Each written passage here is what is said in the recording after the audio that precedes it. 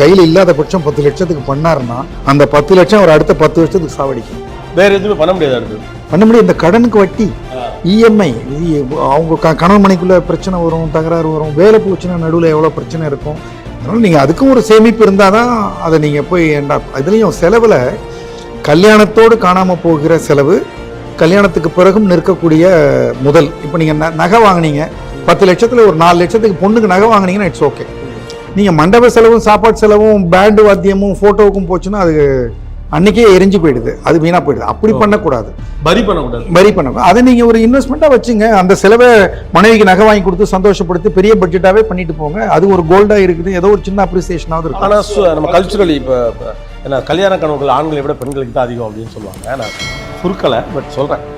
அப்போ ஒரு சுப செலவு அப்படின்னு ஒரு லைஃப் டைம் மூமெண்ட். இப்போ ஆண்களுக்குலாம் வந்து இந்த லைஃப் டைம் மூமெண்ட்லாம் சொன்னால் என்ன எல்லாத்தையும் லைஃப் டைம் மூமெண்ட்னு சொல்கிறேன் அப்படின்னு சொல்லுவாங்க. Seeing from the women's perspective, seeing the dream, அந்த அழகான ஒரு ஏஸ்தட்டிக்கான அந்த வேர்ல்டுக்குலேருந்து பார்க்குறப்போ ஒரு சுப செலவு ரொம்ப இறுக்கி பிடிக்கணும். முன்னால் நம்ம அவ்வளோ காசில் சுப செலவுகளுக்கு ரொம்ப யோசிச்சோம். இப்போ 2 பேரும் இண்டிபெண்டாக சம்பாதிக்கிறாங்க. அப்போ சுப செலவுகளுக்கு பெருசாக செலவு செய்யணும் தானே தோணும்.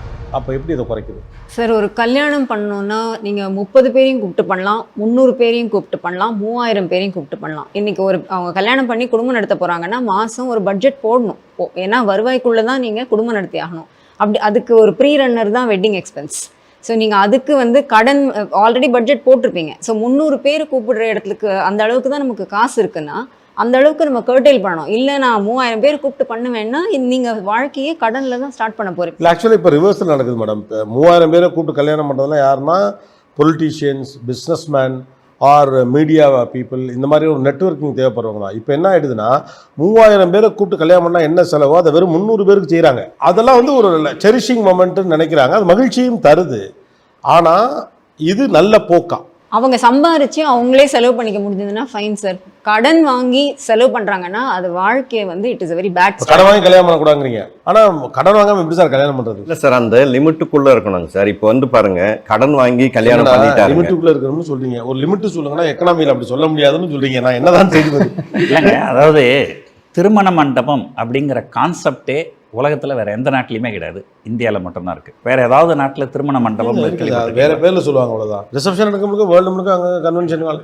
இல்லை, வெள்ளைக்காரங்க கல்யாணத்துக்கு அவ்வளோதான் சார் உங்களுக்கு ஆளே, அவ்வளோதான் வருவாங்க.